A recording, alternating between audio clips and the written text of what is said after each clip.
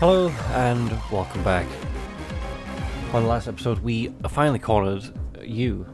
We don't know if he has an escape plan ready, but the three of us have him where we want him currently. We have his bomb, he is injured, and he's cornered. Nothing else but to see how this goes, I guess. Anyway, not only is you injured, but Alan also has his gun on him. Most importantly, you is now trapped between two monsters. I'd rather not go at all. That said, you fires a number of shots before Alan and Odette have the chance to react. Every single shot pierces fire extinguishers placed throughout the observatory. A smokescreen, huh? Quick thinking.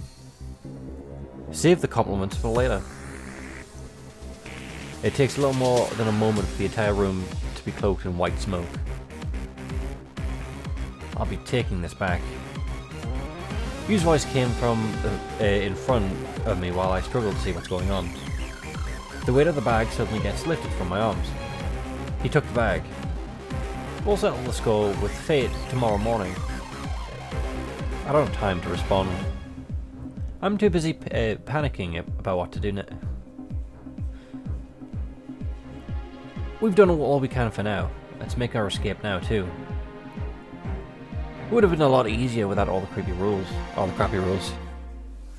Alan takes my hand in his before dragging me along with them, because I'm still too shaken up to move on my own.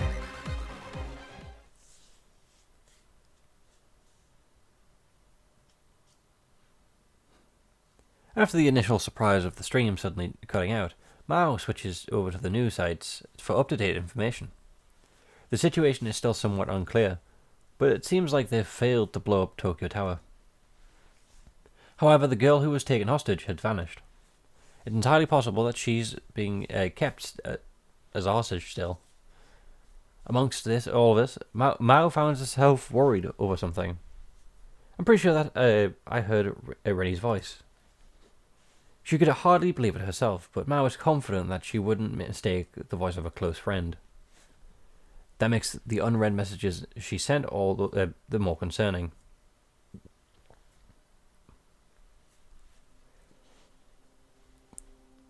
Things get crazy at Tokyo Tower thanks to the police and the fire brigade arrival. We were able to make our escape with the police while the police are busy arresting Yu's comrades.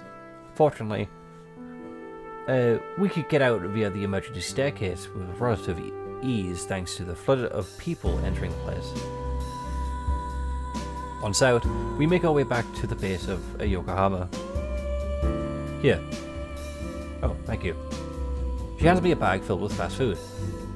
A burger and fries, to be precise. Next to her sits a bottle of alcohol she got from the convenience store. I take a bite from the comically oversized burger. The viscous ketchup and warm meat filled my mouth. The overwhelming flavors are somehow more delicious than I remember. Maybe it's due to how tired I am. Come to think of it, this is the first time I've eaten today. My heart's still racing from all that's gone down. I guess I never had time to think about, let alone actually get some food. You hasn't been arrested, as expected. Ain't no one who can get away from me like that gonna be caught by the police. Odette munches away on her burger and fries while she responds. I figured her palate would match her taste and knowledge of for coffee. Palate. Sorry. But, nope. She just seems to love the act of eating. There's something pleasant about the glee from which she does so, especially when you factor in that this is her third burger. What's wrong with having 3 burgers? Gotta hand it to you, your acting wasn't half bad. If something needs to be done, then one simply has to do it. That explains your bravado. It hurt less than I anticipated. Care to give it a shot? Oh, play on getting shot. No, I'm good. Can't promise that I wouldn't fire back. I wasn't able to get Yu's regret card. He turned out to be much tougher opponent than I had assumed. I did get to hear about his past, though. I mean, you knew how tough of an opponent he was. You saw him fight Odette one-on-one. I'm finally able to understand the foundation behind his and his organization's belief. How are things looking after the little speech of his? A good chunk of the internet is discussing his past right now. Of course, most of the people are calling him out on it. From what I can see, there are plenty of people who sympathize with him, too. It's safe to say his stream worked. All the news channels are reporting on what happened today. While it's fortunate that there were no victims, the influence it's having on the world at large can't be understated. Fate has plenty of work on its plate once he gets eliminated. Yeah, because I mean, like, once he's eliminated, it's gonna have to find a way to explain why Rinka is hanging out with these two. Yeah. If things get reworked so that he died during the suicide attack on the Yamana line, then it's likely that both his attack and Emeka and what happened today will be undone. Society's become far too alert due to the recent string of attacks. People are even starting to feel bad for the perpetrators after seeing Yu's stream. His actions, instilling fear in a great number of people, have no doubt affected society as a whole. Will that be undone through his elimination as well? We won't know until it happens. The question now is what to do since he got away. Ain't any easy to track him down either. None of my connections know his location. Noel's Japan branch is all but dead at this point, but he still has the bomb at his disposal. He only needs to claim a significant number of lives. His events won't stop him. He'll make a move tomorrow. What makes you say that? I swallowed a chunk of my burger before continuing. You said that we'd sell things with Fate tomorrow morning. He wouldn't say that and then stay put. Then? That's all he said, though. I don't know what he's got planned. Chances are he'll go for Tokyo Tower again, pulling it off while they've got security up. They'll have way more impact. I figure that to be the likely scenario myself. His beliefs are steadfast, yet they don't tie into his desire for me to kill him. He's been oddly focused on the idea of settling the score with Fate too. Ooh, had a stroke reading that. What does he mean by that? We'll make our way to Tokyo Tower early in the morning. That's our best course of action given the limited information at our disposal. Both myself and Odette are in agreement. We take some time to rest up after finishing eating. Unfortunately, I can't go home now that we know Yu's plan on making his move tomorrow. Well, I'm probably best off not going back anyway. Odette took care of Tokyo Tower security cams, but the police may come to question me on the off chance there's footage of me. I've still got a gun on me, so they'd probably arrest me on the spot. Today as a whole was a whole new experience for me. It's left me absolutely exhausted. Thinking back, it's a miracle that I came out with it unscathed. That's how crazy it was.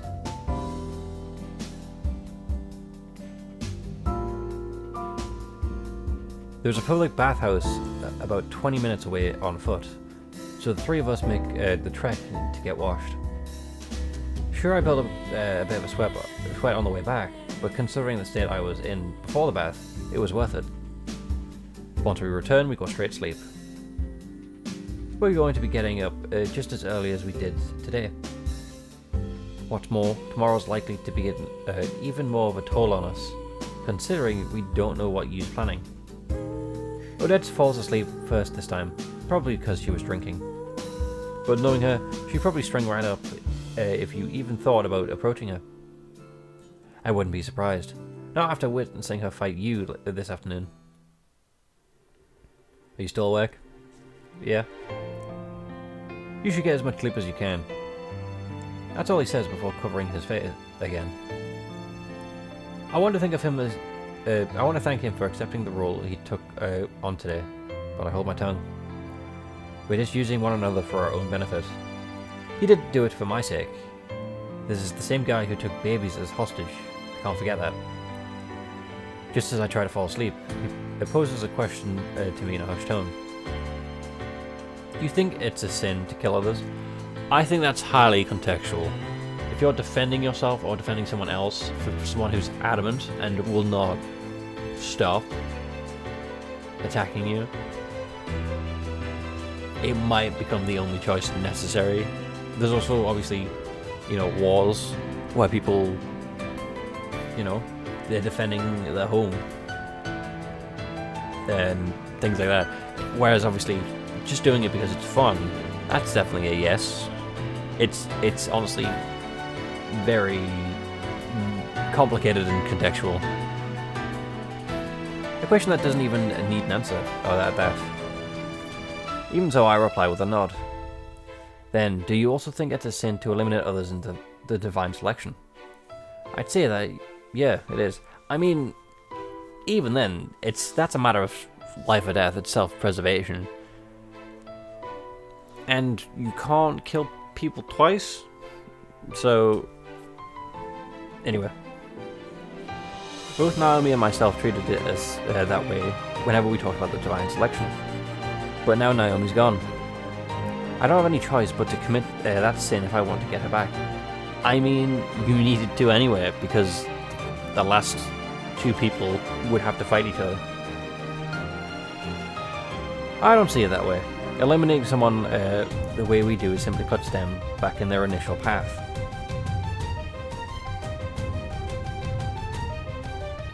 Is he...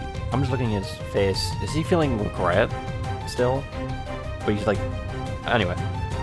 Surviving this through to the end and stepping off that path may, in fact, be the one true sin. Although I suppose that would make the act of eliminating others a sin in retrospect.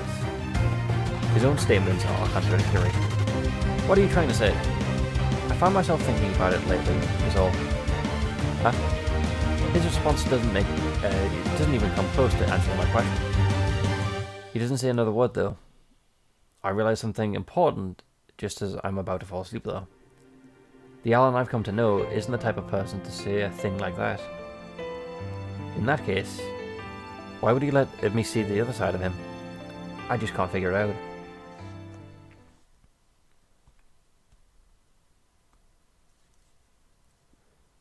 I mean, to be fair, we don't know how he died. We go back to Tokyo Tower the next morning. Unsurprisingly, the observatory is closed off. Only the aquarium and a small number of shops are still open. Hard to blame them considering what happened.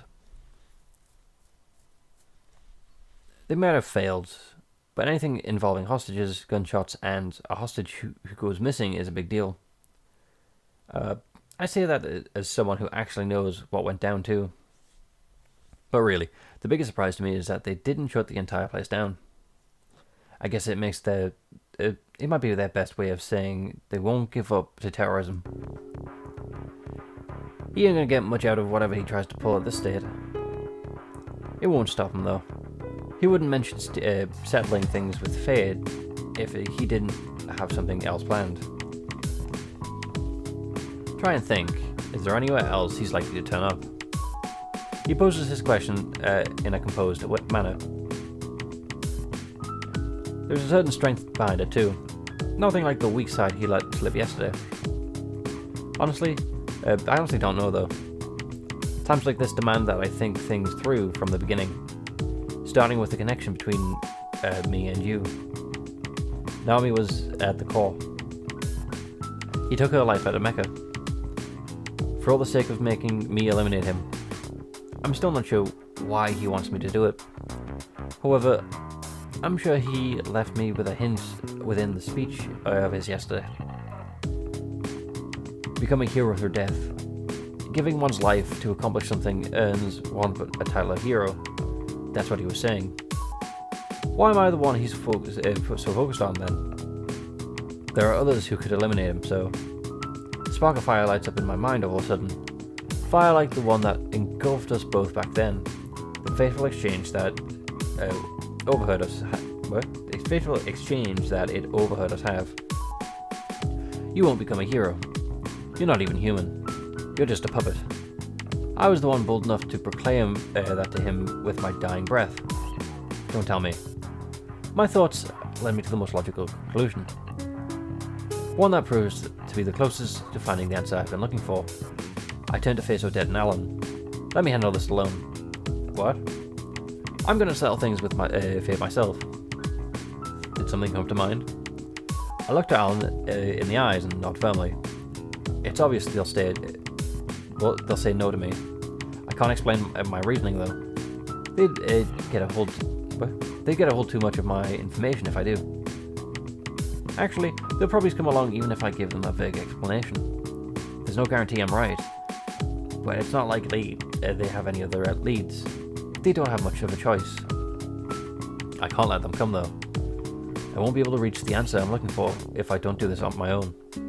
Whatever, go for it. Daddy in the face of someone who's going to bail. Agreed. He peers deep down into the eyes before offering his consent. A brief pause follows before he closes his own eyes and continues. We'll do our own digging, as for now, our alliance has ended. It has? I'd be lying if I said I didn't get a kick out working with you two. Are you sure?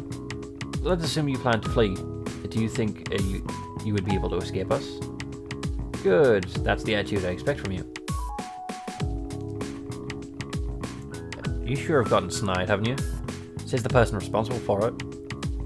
When next we meet, we shall be enemies. We never weren't enemies, but we just held hands for a bit.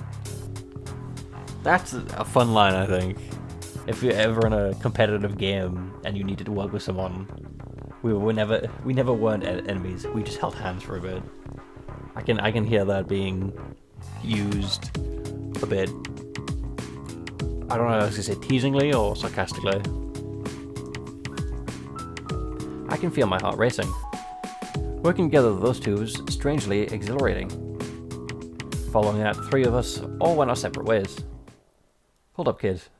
A menacing voice stops me, rise and ready to leave. Odette is addressing me in a completely different manner than before. I know why too. Don't worry, I know. There's no need for us to mince words. I tell her the contents of my cards. Settling the score with fate includes me doing so, after all.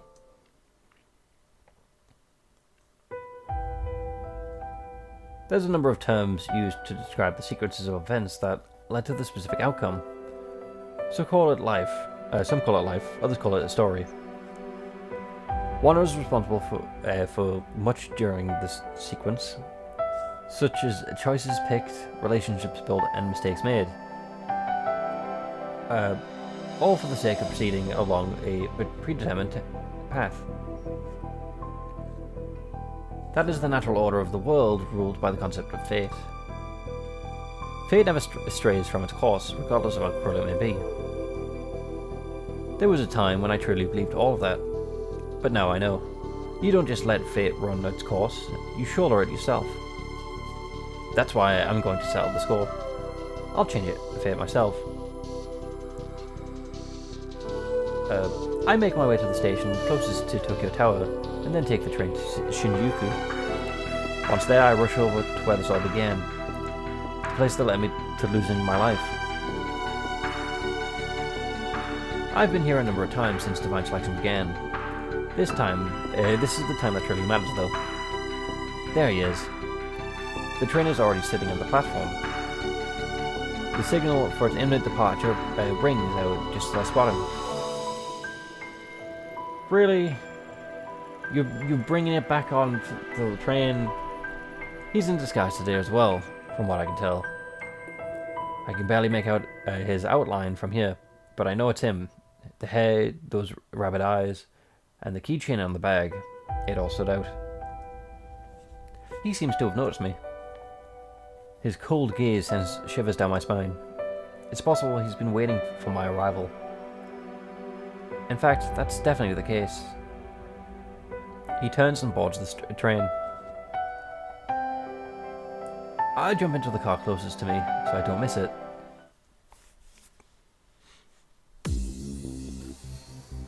Although the train isn't packed due to it being a Sunday, there's still a decent number of passengers. Even though all the seats have been taken and leave a good amount of people standing, I need to hurry. Things kick off not long after leaving because on our face all day. That's why I run towards the car that you boarded. Paying no mind to the people I bump into along the way. I'm moving towards the front cars, the same direction the train is moving. The situation has already escalated by the time I reach to my destination, however.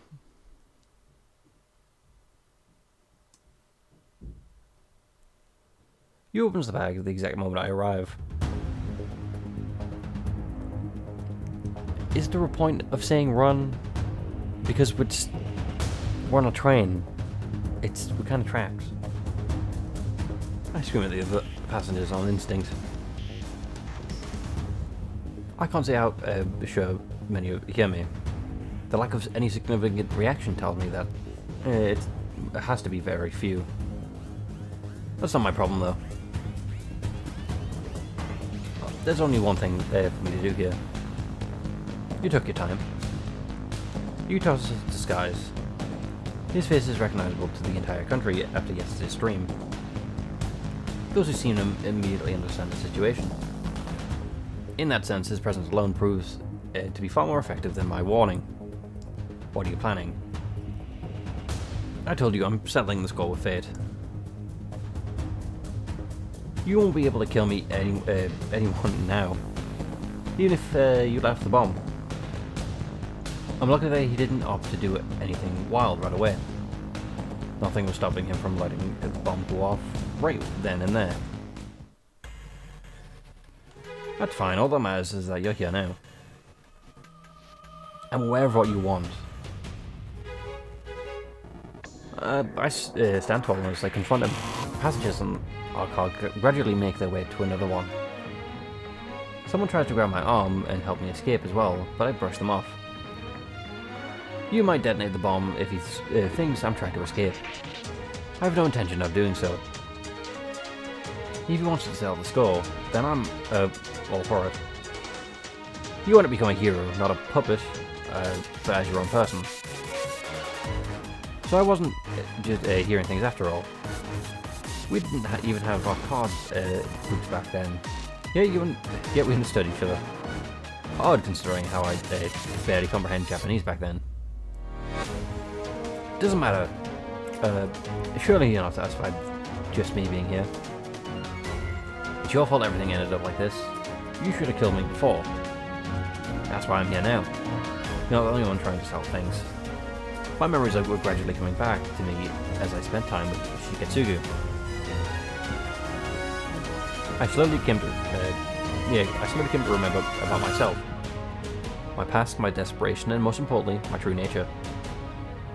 That's why I begged you to eliminate me.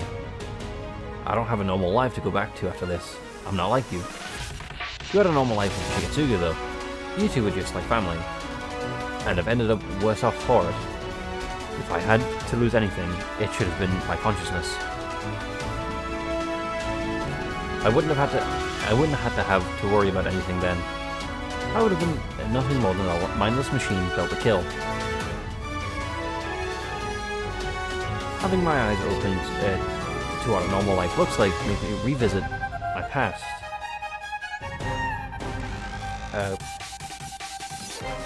Yeah.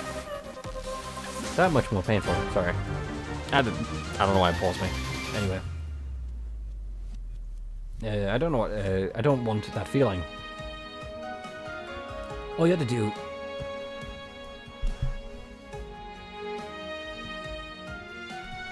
All you had to do was find your own way to live. I can't. Shiketsugu never taught me how. He never felt like he needed to. He honestly believed that you would manage. He wanted you to decide how you would lead your own life. Or lead life on your own. That's what the money he left you was behind before. He's asking too much of me. No, he's not. It's your choice to become a puppet in the first place, wasn't it? I'm not a puppet. Then prove it. That's why I'm doing this. I'll become a hero after you kill me. Tell me, what is a hero to you? To me, it sounds like nothing more than some tall tale of your own design. A hero is someone who gives their life to accomplish something. Someone who, in death, becomes timeless. Everything I've done after the Shigetsugu was limited wasn't by my own will. Going back to my old work, making a stand against the world. Taking what's important to you was all part of it. I want you to kill me, so I killed someone close to you first. Now this is of my own volition.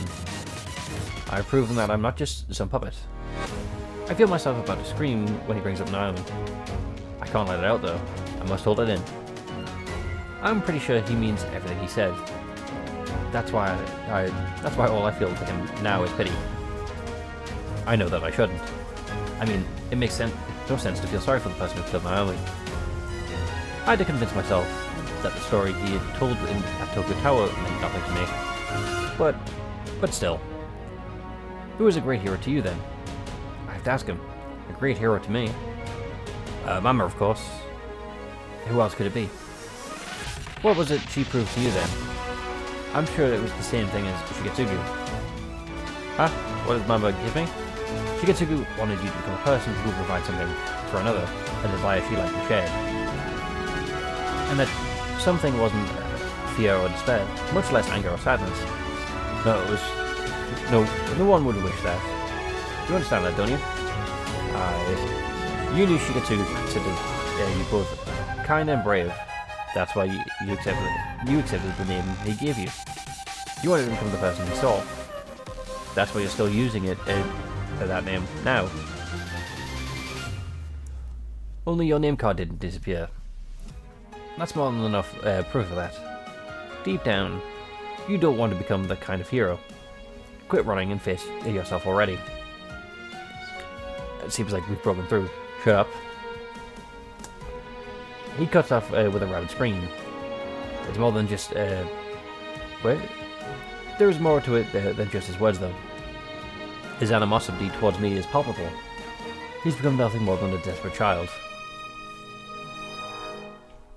He rips his bag open while screaming. Inside is the exact same bomb he used on the day we died. Don't do it. He's not doing this to kill others. He's trying to hurt himself. This is the solution to escape the contradiction within himself. I dash towards him in response. I do it instinctively. My reasoning behind my action doesn't matter right now. Don't be so rash. I can make it to him before he triggers the bomb. I can. Just as I think that, the train lurches violently. The speakers announce that they have engaged in emergency brakes. Someone must press the emergency stop after playing the train car. As a result, I throw my weight back in order to keep myself from face-planting as I run at you. The recoil on top of this shift throws me back against the door connecting this car to the next. I turn my gaze back to you after making sense of what just happened, only to find that I am too late. A tremendous roar resounds, accommodating by blinding light. This is the scene embedded deep within my psyche.